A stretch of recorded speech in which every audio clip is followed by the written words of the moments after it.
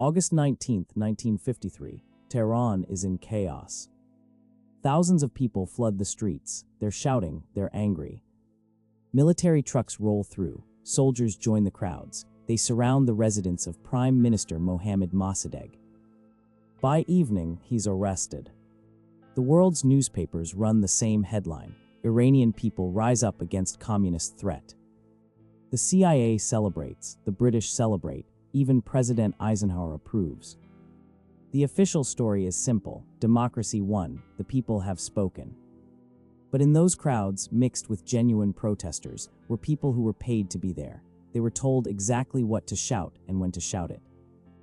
Fast forward to 2026. President Trump says the United States will liberate the Iranian people. He talks about freedom and democracy.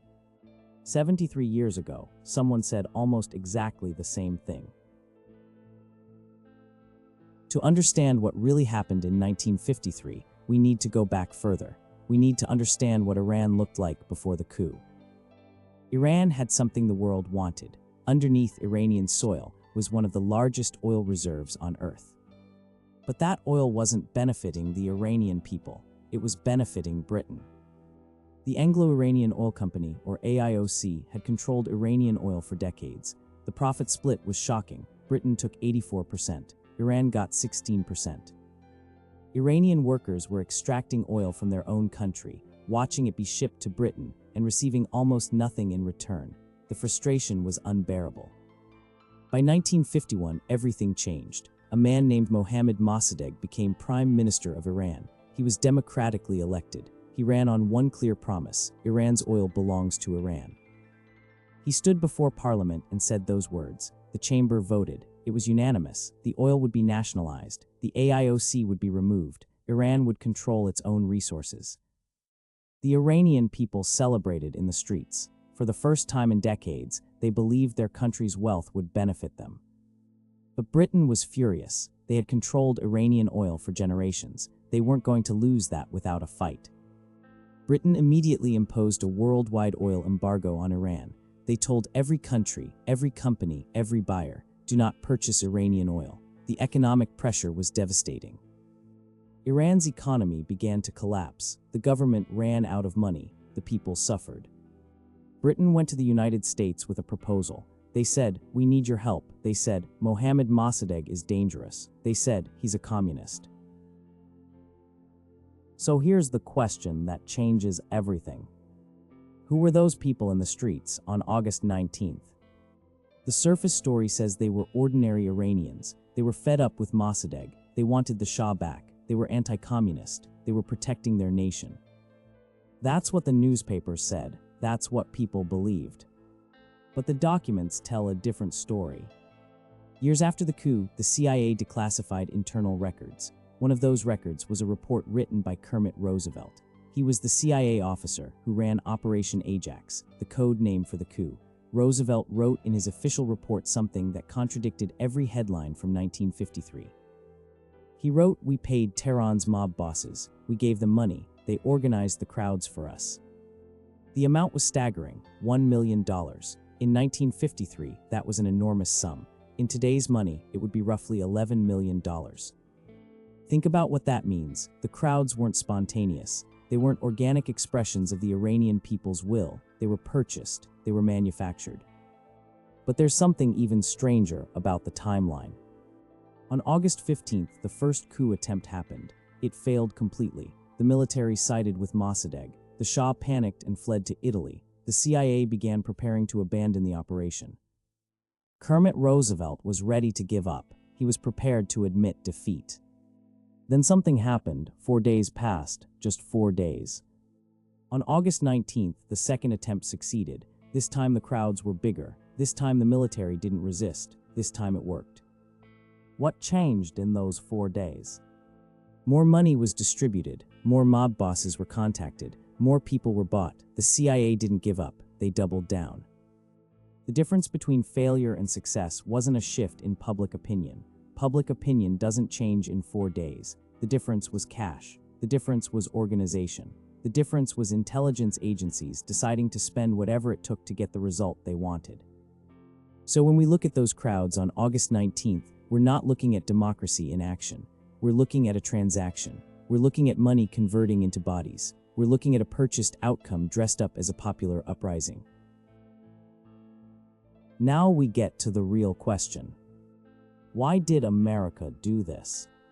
The official answer was always the same: Cold War, communist threat, domino theory.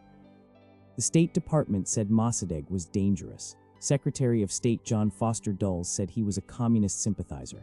CIA Director Alan Dulles said if Iran fell to communism, the entire Middle East would follow like dominoes. President Eisenhower believed it. He approved the operation.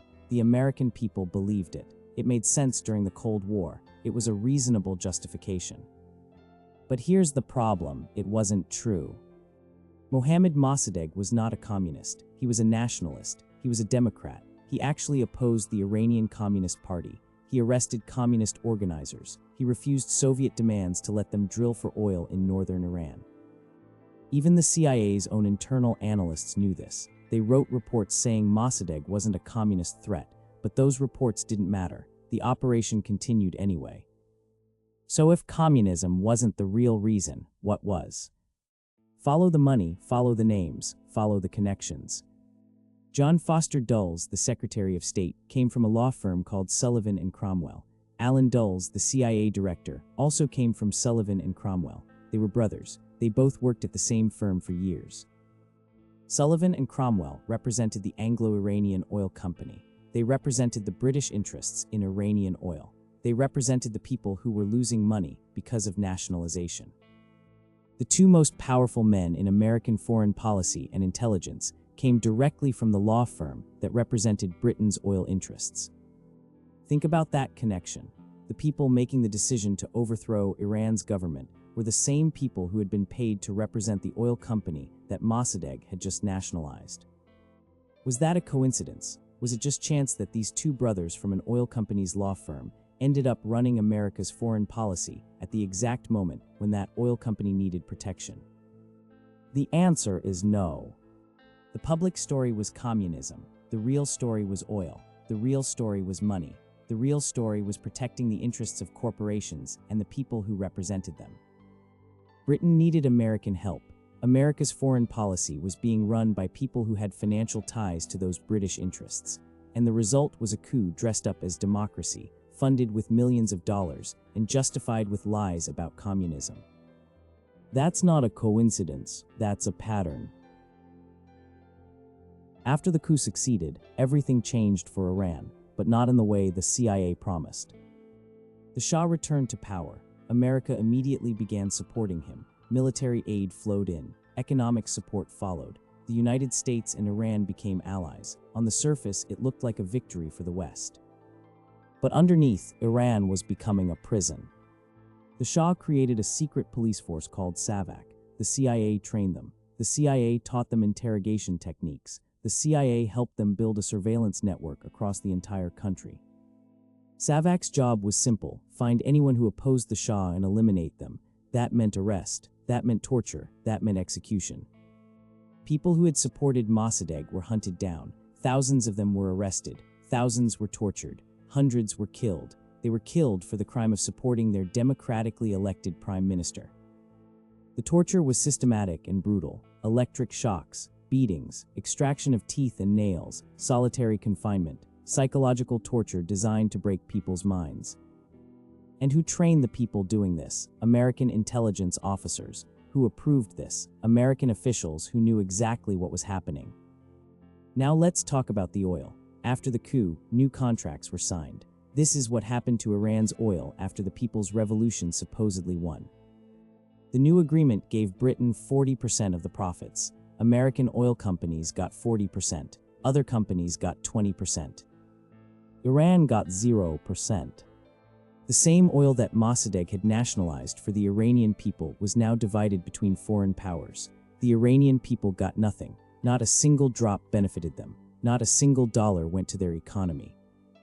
So the revolution that supposedly saved Iran from communism resulted in dictatorship, torture, secret police, and the complete loss of their oil wealth.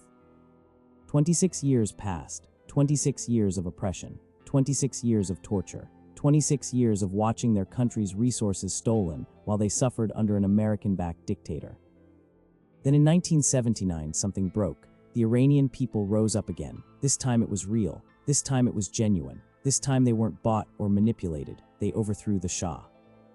They stormed the American embassy. They took 52 American hostages. They held them for 444 days. America was shocked. American leaders asked, "Why do they hate us so much? Why are they so angry? Why do they see us as the enemy?" The answer was simple. They weren't angry about communism.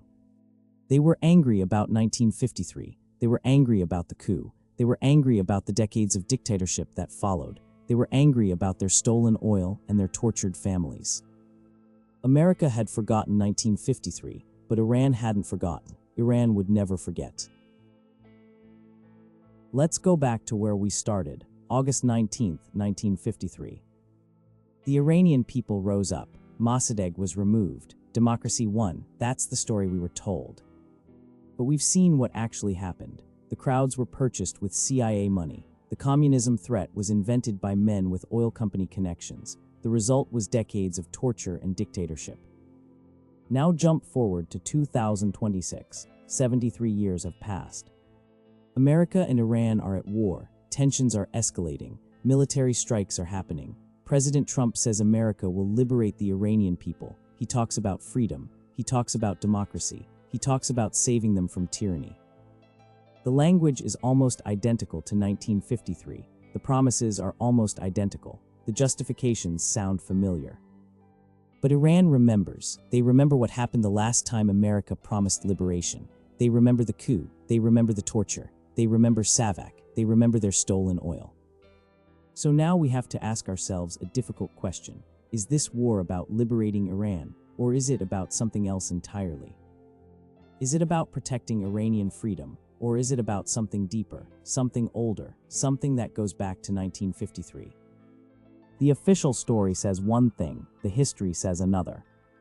73 years ago, America claimed it was defending democracy while overthrowing an elected government. 73 years ago, America claimed it was fighting communism while protecting oil interests. 73 years ago, America claimed it was liberating people while installing a torturer. Today, the language is different, the players are different, but the pattern is the same. The question isn't whether America will liberate Iran in 2026. The question is whether anyone has learned anything from 1953. The answer, if we're being honest, is probably no, because the people making decisions today haven't been held accountable for the decisions made in 1953. The patterns haven't been broken. The institutions haven't changed. The interests remain the same. History doesn't repeat itself, but it does rhyme. And right now, in 2026, we're hearing a very familiar rhyme.